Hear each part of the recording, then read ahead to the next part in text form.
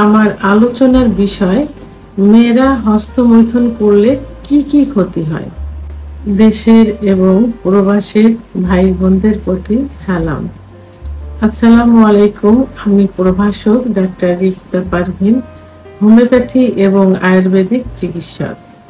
পুরুষ যেমন নিজেদের যৌন চাহিদা মেটানোর জন্য নিজের হস্ত দ্বারা মৈথুন করে বীর্যপাত করে, মেয়েরাও ঠিক তেমনি নিজের যৌন চাহিদা মেটানোর জন্য নিজের হস্ত দ্বারা মৈথুন করে বীর্যপাত ঘটিয়ে থাকে। পুরুষের যেমন হস্তমৈথুনের কারণে যৌন অক্ষমতা হয়, মেয়েদেরও হস্তমৈথুনের কারণে যৌন অক্ষমতা আসে। তো এই যৌন হস্তমৈথুন মেয়েরা যে বিয়ের আগেও করে থাকে, বিয়ের পরেও করে থাকে, মূলত পুরুষের মতোই। তো সবার ধারণা ছিল, এখনো অনেকে ধারণা করে যে হস্তমৈথুন শুধু ছেলেরা করে, না, মেয়েরা হস্তমৈথুন করে থাকে। আর হস্তমৈথুন ইসলামের দৃষ্টিতে সম্পূর্ণ নিষিদ্ধ। এই জন্য হস্তমৈথুনকে কখনো সাপোর্ট করা যাবে না, হস্তমৈথুন থেকে বিরত থাকতে হবে। তো এখন মেয়েরা যদি হস্তমৈথুন করে থাকে, মেয়েদের যৌন চাহিদা আছে এবং তারা যদি হস্তমৈথুন না করে, মাসে একবার দুবার, মেডিকেল সায়েন্স অনুযায়ী বলছি, তাহলে কিন্তু অতিরিক্ত স্বপ্ন দোষ হবে। আর অতিরিক্ত স্বপ্ন দোষ এটা সব থেকে বেশি ক্ষতিকর হয়, কারণ পর্যাপ্ত পরিমাণ লিকুইড বের হয়, বীর্য বের হয় এবং ব্রেনের উপরে যেটা ইফেক্ট করে থাকে। এই জন্য হস্তমৈথুন মাসে 1 থেকে 2 বার করা যেতে পারে, সেটা খুবই সতর্কতা অবলম্বন করে করতে হবে। পুরুষেরও যেমন সতর্কতা অবলম্বন করতে হবে, মেয়েদের সতর্কতা অবলম্বন করতে হবে। বিশেষ করে হাতের নখগুলো যেন না থাকে, অর্থাৎ চারিগুলো কেটে ফেলতে হবে সুন্দর করে, কোথাও যেন আঘাত না লাগে। এবং যেটা দ্বারা হাতের বিকল্প যেটা দ্বারা করবে, সেটা যেন অত্যন্ত পরিষ্কার পরিচ্ছন্ন হয়, সেখানে যেন জীবাণু আক্রমণ করতে না পারে। এটা আসলে করা যাবেই না, এটা ইসলামের দৃষ্টিতে নিষিদ্ধ, একটা মান সম্মানের একটা বিষয়। কারণ পুরুষ করে একরকম, মেয়েরা করে যদি বুঝতে পারে, তাহলে কিন্তু সমাজে স্বামীর কাছে কারোর কাছে কিন্তু সম্মান থাকবে না, মুখ দেখাতে পারবে না। ছেলেদেরটা অনেকে কিন্তু মেনে নেয়, মেয়েদেরটা কিন্তু একদমই মানা যাবে না। তারপরেও যদি করে থাকে, সেই ক্ষেত্রে আমি সতর্কতা বললাম। এখন অবিবাহিত মেয়ে যারা যৌন মিলন করে থাকে, হস্তমৈথুন করে থাকে, তাদের কি হয়? তাদের যে যোনিপথ, এই যোনিপথ কিন্তু লুজ হয়ে যায়। অনেক মেয়েরা কিন্তু এখন এই মানে অবিবাহিত মেয়ে 16, 17, 20 বছরের মেয়েরা কিন্তু চিকিৎসার জন্য আসে, কারণ তারা নিজেরাই স্বীকার করে যে আমরা অতিরিক্ত হস্তমৈথুন করে যোনিপথ একেবারে লুজ করে ফেলেছি। এখন গার্ডিয়ান বিয়ে দেবে, বিয়ে করতে গেলে আমরা বাসর ঘরে গিয়ে ধরা পড়ব।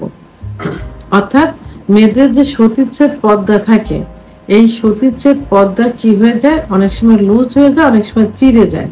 তো বিয়ের পরে কিন্তু ওইটা সেই থাকে না, কুমারিত্ব কিন্তু থাকে না। তাহলে এটা হস্তমৈথুনের কারণে কিন্তু এটা হয়ে থাকে। এখন হস্তমৈথুন করতে গিয়ে দেখা গেল যে যোনিপথের যে ওয়াল থাকে, সেই ওয়ালে কোন রকম আঘাত লাগলো, হাতের নখ দ্বারা বা চারি দ্বারা আঘাত লাগলো, যে কোনো আঘাত লাগলো, পর্যাপ্ত পরিমাণ রক্তক্ষরণ হবে। তো সেই রক্তক্ষরণে কিন্তু রক্ত শূন্যতা হয়ে যাবে, এদিকে খেয়াল রাখতে হবে। মহিলাদের যৌন উত্তেজনা উঠানোর জন্য যে প্রধান যে পয়েন্টটা থাকে, ক্লাইটোরিস,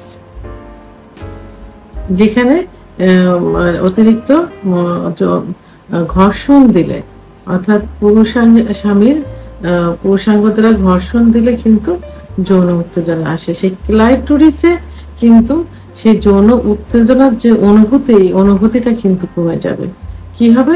বিয়ের পরে যে এর প্রভাব পড়বে, তখন কিন্তু ওই সহবাসে গেলে সহবাসের ইচ্ছা থাকবে না, স্বামীর যৌন মিলন করার ইচ্ছা থাকবে না। ইচ্ছা না থাকলে তো অর্গাজম হবে না, অর্গাজম না হলে ওখান থেকে কামরাস বের হবে না, ফলে যৌন মিলনে জ্বালাপোড়া অনুভব করবে, ব্যথা অনুভব করবে।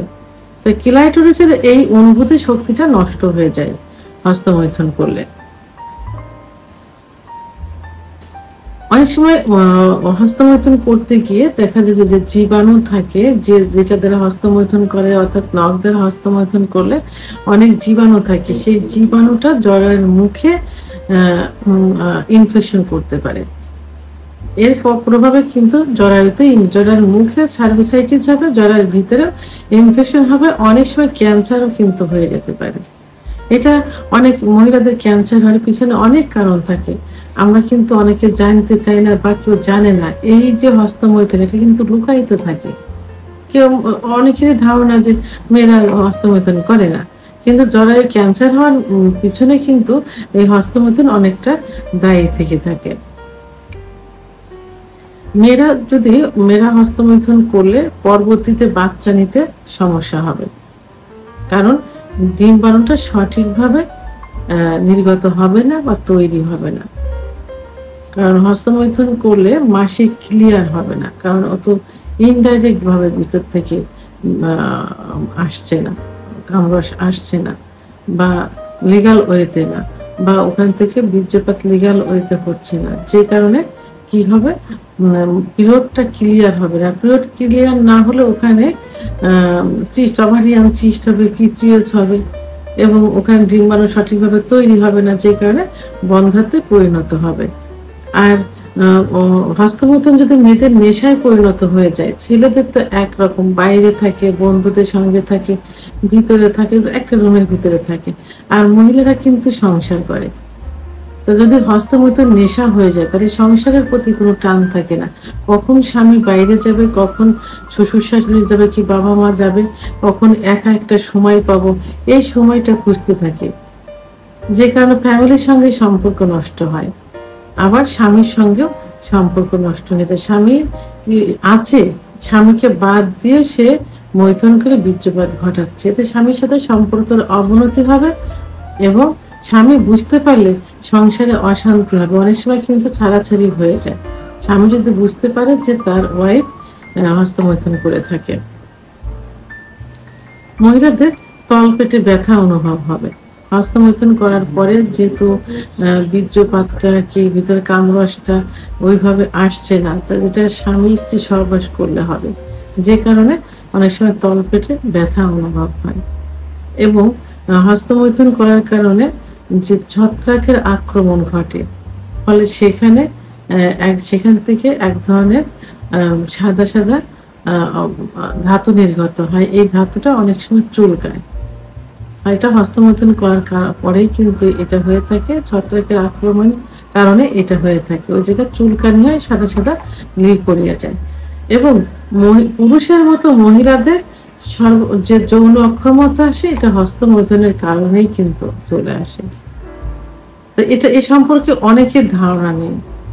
তো আমি আজকে একটা ফ্যামিলি যে গার্ডিয়ান থাকে, সেটা তার বাবা মাকে উদ্দেশ্যে বলবো, আপনার সন্তানের দিকে, আপনার ছেলের দিকে যেভাবে কেয়ার নিচ্ছেন, আপনার মেয়ের দিকে সেইভাবে কেয়ার নেবেন, যে মেয়ে কি করছে।